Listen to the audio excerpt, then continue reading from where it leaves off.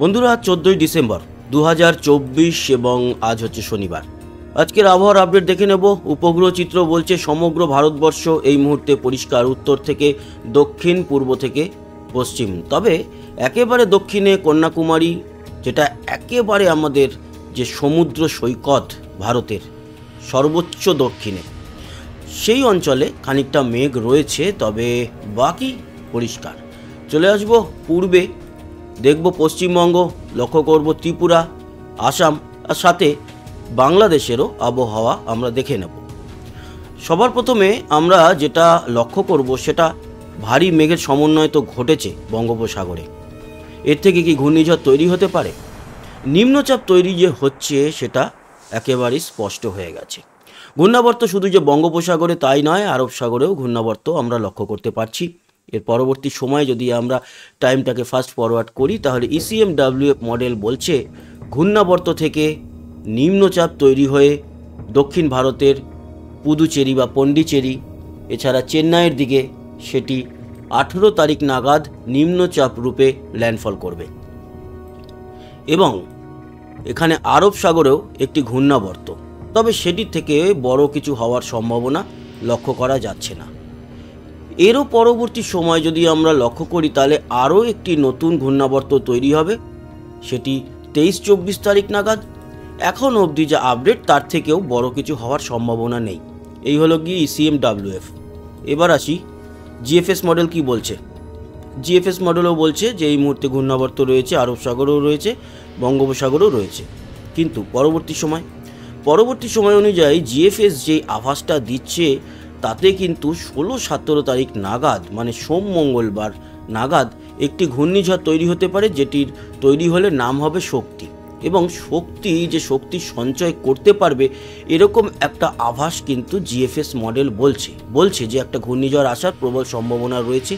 যে সম্ভাবনা আমরা দেখতে পাচ্ছি সেটা 50-50 চান্স। এখন দেখা যাক, আজকে 14 তারিখ, আগামী কাল বা পরশুর মধ্যে পুরোপুরি বোঝা যাবে। 50-50 চান্স রয়েছে এই ঘূর্ণিঝড় তৈরি হওয়ার।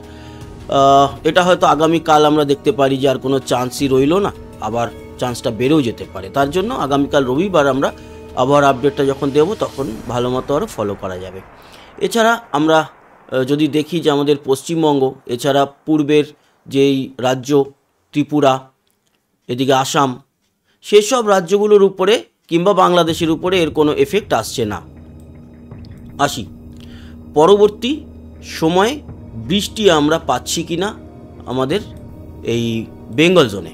তো বেঙ্গল জোনের তাপমাত্রাটাও খুব গুরুত্বপূর্ণ তাপমাত্রা। আপনারা দেখেছেন যেরকমটা আমরা আভাস দিয়েছিলাম, সেরকমই কিন্তু প্রচুর কমে গেছে। বেশ ভালো ঠান্ডা, আরও কমবে আপনাদের জানিয়ে রাখি। এবার কলকাতায় 11-12 হতে চলেছে। কবে নাগাদ সেই বিষয় নিয়ে আলোচনা করব। তার আগে কোনো বৃষ্টির সম্ভাবনা আছে কিনা সেটা দেখব। আপাতত তো কোনো বৃষ্টির সম্ভাবনা দেখছি না। মাঝে একটা দিন বৃষ্টি হতে পারে, সেটা শনিবার নাগাদ, বিশেষ করে দীঘা এবং কাথি, বেলদা, এই যে অঞ্চলগুলো, সেখানে আরও ডিটেলে আমরা দেখব কোথায় কোথায় বৃষ্টির সম্ভাবনা আছে আগামী শনিবার। এবং সেটা কদিন, সেটা কিন্তু রবিবারেও রয়েছে। এবং রবিবারে নিম্নচাপের ভ্রুকুটি, একটা নিম্নচাপ আমাদের দক্ষিণবঙ্গের দিকে 21-22 তারিখ নাগাদ আসতে পারে। তার একটা কিন্তু বৃষ্টি আমরা লক্ষ্য করতে পারবো। তার ফলে তাপমাত্রাতে একটা বড় ধরনের কিন্তু পরিবর্তন লক্ষ্য করব। তবে তাপমাত্রাতে আসার আগে আমরা বৃষ্টির পরিমাণে যাব। এবং আজ তো কোনো বৃষ্টি নেই, এবং আগামীকাল রবিবারেও আমরা কোনো বৃষ্টি দেখতে পাচ্ছি না। সোমবার দিনটা যদি দেখি, বৃষ্টি নেই। 17-18 পরিষ্কার, 19 পরিষ্কার থাকছে, 19 নয় মানে 18, হ্যাঁ 19 বৃহস্পতিবার, মাফ করবেন, 18-19 পরিষ্কার থাকছে। শুক্রবার 20, শুক্রবারও মোটামুটি পরিষ্কার, বেঙ্গল জোনে কোথাও বৃষ্টি নেই। এবার আসি শনিবার। এই শনিবার কিন্তু বৃষ্টি আসছে এবং একটা নিম্নচাপ, এই যে ঘূর্ণাবর্ত দক্ষিণ ভারতে প্রবেশ করছে, সেটারই এফেক্ট কিন্তু নিম্নচাপ হিসাবে আমাদের বেঙ্গলের দিকে আসবে। এবং মূলত এর জেরে শনিবার যে বৃষ্টিটা হবে আগামী শনিবার, সেটা দীঘা, কাথি, বেলদা, যে জায়গাগুলো বললাম, এছাড়া মোহনপুর, বাটাগাঁও, এগরা, মন্দারমণি, তাজপুর, শঙ্করপুর, দাঁতন, নয়াগ্রাম, বেলদার কথা তো বলেইছি, কেশিয়ারি, তারপরে গোপীবল্লভপুর এবং চাকুলিয়া, ঝাড়গ্রাম, এই জায়গাগুলোতে মোটামুটি একটু ভালো বৃষ্টি হবে। বাকি অল্প বৃষ্টি গোয়ালতোড়, চন্দ্রকোনা, খড়গপুর, বালিচক, কোলাঘাট, হাওড়া, উলুবেড়িয়া, আরামবাগ, তমলুক, এই জায়গাগুলোতে হালকা মাঝারি বৃষ্টি হবে। এছাড়া আর কোথাও কিন্তু কোনো বৃষ্টির সম্ভাবনা নেই, ওই দক্ষিণবঙ্গেই। এবং আগামী রবিবার যদি আমরা দেখি, তাহলে রবিবার দক্ষিণবঙ্গ জুড়ে বৃষ্টি আছে। দক্ষিণবঙ্গ জুড়ে বিশেষ করে খড়গপুর, কোলাঘাট, দীঘা, মন্দারমণি, কাথি, আরামবাগ, বাঁকুড়া, বর্ধমান, পুরুলিয়া, এছাড়া কলকাতা, এদিকে জয়নগর, মজিলপুর, বারুইপুর, গোসাবা, হলদিয়া, নামখানা, হলদিবাড়ি, খর্দা, চন্দননগর এবং পান্ডুয়াকম, বর্ধমান, সোনামুখী, বাঁকুড়া তো বললাম, বিষ্ণুপুর, কতুলপুর, গুসকরা, কৃষ্ণনগর, এই জায়গাগুলোতে বৃষ্টি।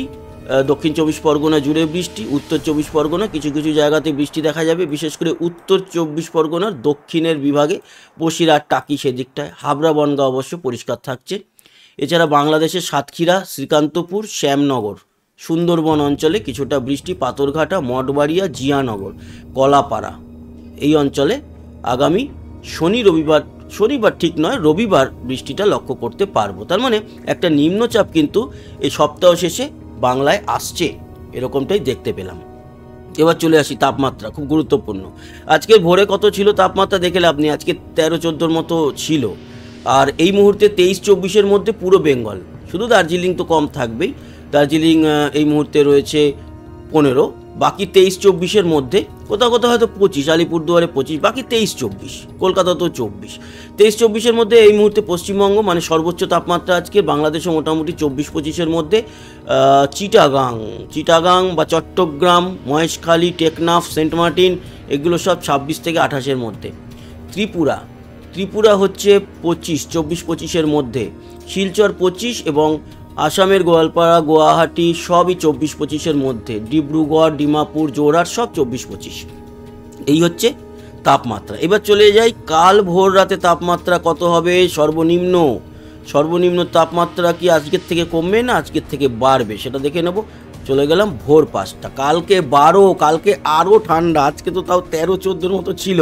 কালকে কলকাতায় 12 এবং পুরুলিয়ায় 9, বাঁকুড়ায় 10, বর্ধমান 10, সিউড়ি, বীরভূম 10-11, মুর্শিদাবাদ 10-11, শান্তিপুর, নদিয়া 10-11, কোলাঘাট 11, দীঘা, মন্দারমণি 12-13 হবে, 12-13, কাথি 12, কলকাতা 12 মানে বেশ কম, উলুবেড়িয়া 10, চন্দননগর 11, 10-11 মানে কিন্তু ভালো ঠান্ডা।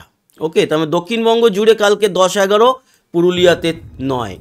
এছাড়া উত্তরে গেলে মালদা 12, 2 দিনাজপুর 12, শিলিগুড়ি 13, কোচবিহার, আলিপুরদুয়ার, শীতলকুচি, দিনহাটা এদিকটাও সবই 12, জলপাইগুড়ি, ধূপগুড়ি সবই 12।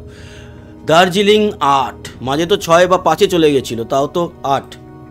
এবার বাংলাদেশ 12-13-এর মধ্যে থাকবে বাংলাদেশ, ঢাকা 14, বরিশাল 14, বাকি মেহেরপুর, রাজশাহীর দিকটায় 11-12, বাকি মোটামুটি 12-13-এর মধ্যেই থাকবে। সিলেট 11, চট্টগ্রাম, কক্সবাজার, মহেশখালী, টেকনাফ, এই যে জায়গাগুলো 14 থেকে 18-এর মধ্যে। এবং ত্রিপুরা 12-এর মধ্যে, শিলচর 11 এবং আসামের গোয়ালপাড়া, গুয়াহাটি থেকে শুরু করে সব জায়গায় 12 থেকে 14-এর মধ্যে থাকছে, ডিমাপুর 11। এই হচ্ছে গিয়ে তাপমাত্রা।